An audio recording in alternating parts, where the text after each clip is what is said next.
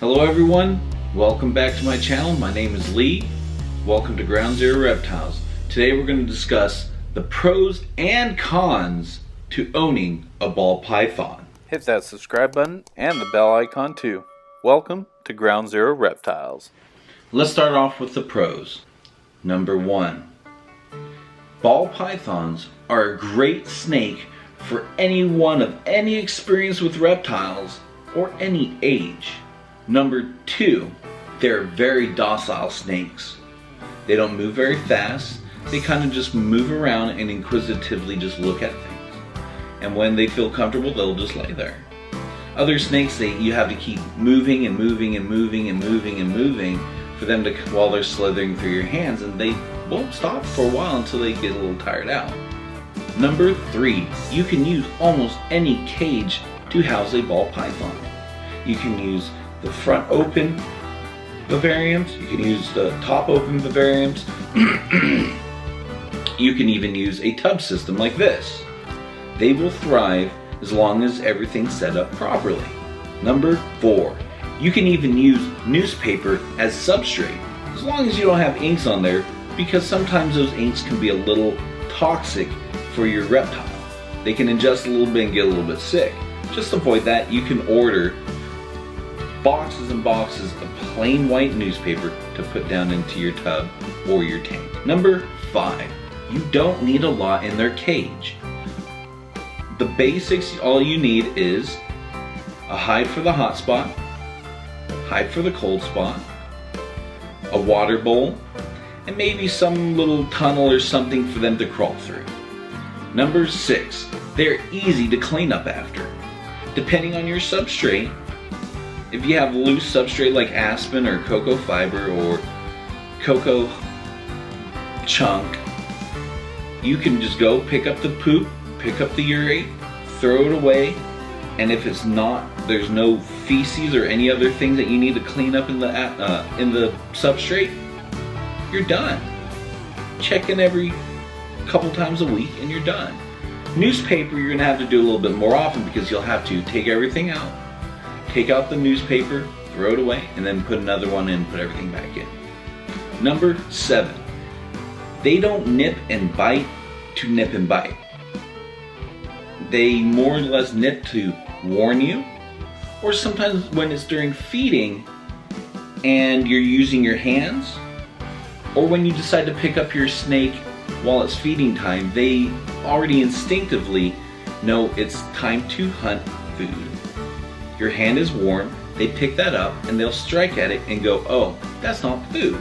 So mostly you will get bitten during feeding time when they're hungry. Or when they're babies. Babies do bite too. More because they're scared. Number 8, for snakes, they don't get very large. They get anywhere between 4 to 5 feet, sometimes even up to 6 feet. And their weight will be, some will get up to 4,000 grams, which is about 7 pounds. But for a snake, that's pretty small. Number 9 is feeding. You only have to feed them the appropriate size rat or mouse once a week. So you can go on your vacations or leave the house for the weekend and your ball python will be perfectly fine. You don't have to find a babysitter to come and feed them and pay someone to get the courage to come and feed them. You feed them that once a week and then they're fine. Number 10, you don't have to have additional heat other than the under the tank heater mat or tape. You don't really need anything else. If you're in a colder climate, you can use a ceramic heat emitter to help get the ambient temperature within the enclosure to the right specs. But if not, you don't need it. All you need is the under tank heater and you should be perfectly fine. And the bonus number 11 is they're pretty inexpensive. You can get normal ball pythons like Zero for $30. But yes, they can get very, very expensive.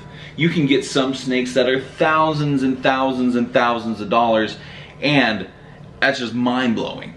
But you can go and get those as well, but they're so beautiful that it'll just blow your mind.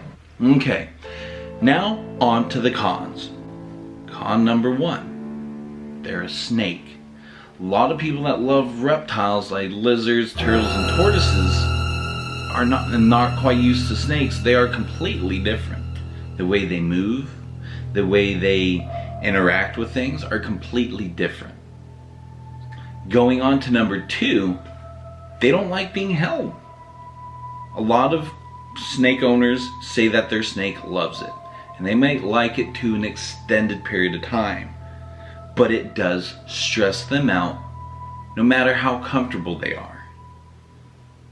So when you have a ball python, just make sure you read your ball python and understand that he's getting stressed out, and then you need to put him back. Owning a snake is not for your pleasure and your comfort.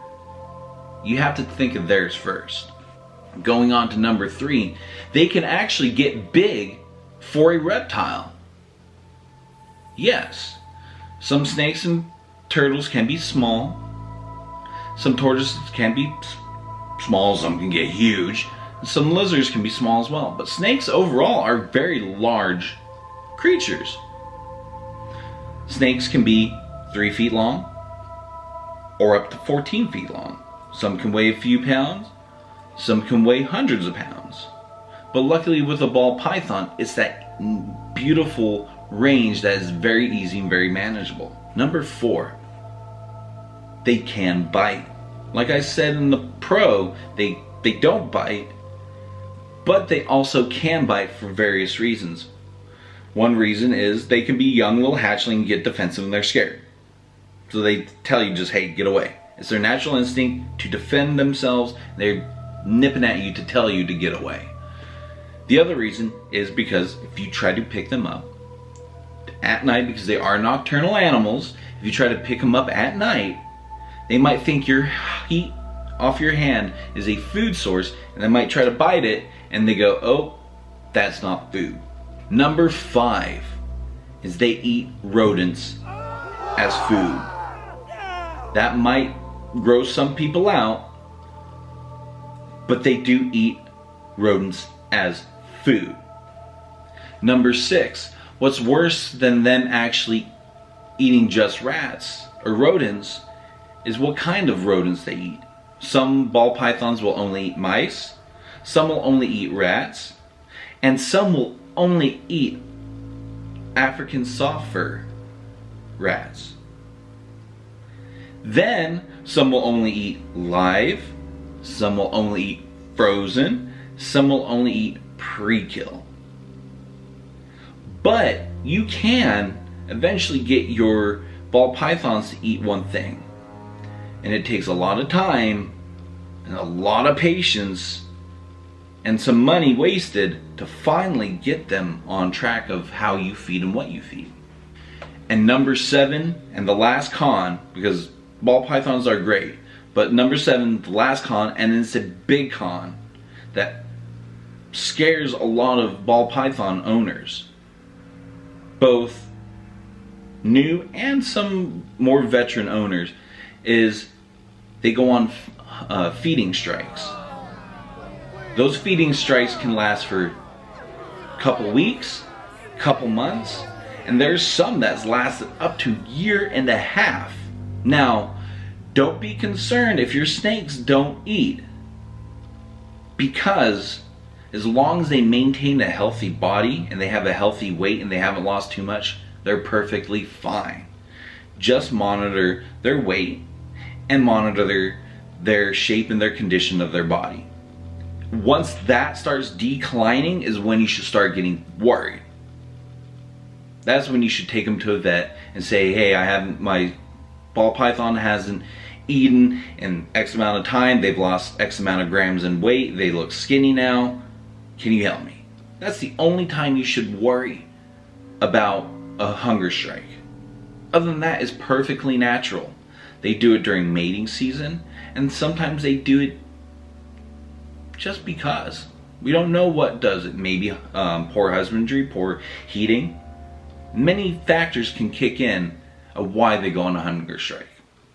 Now, I hope you enjoyed this video.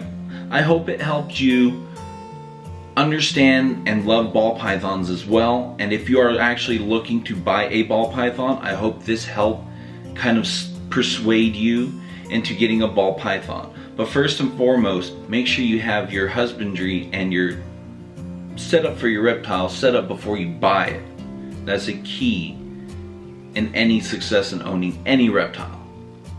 So thank you again for joining me on this video, and I hope to see you guys next time.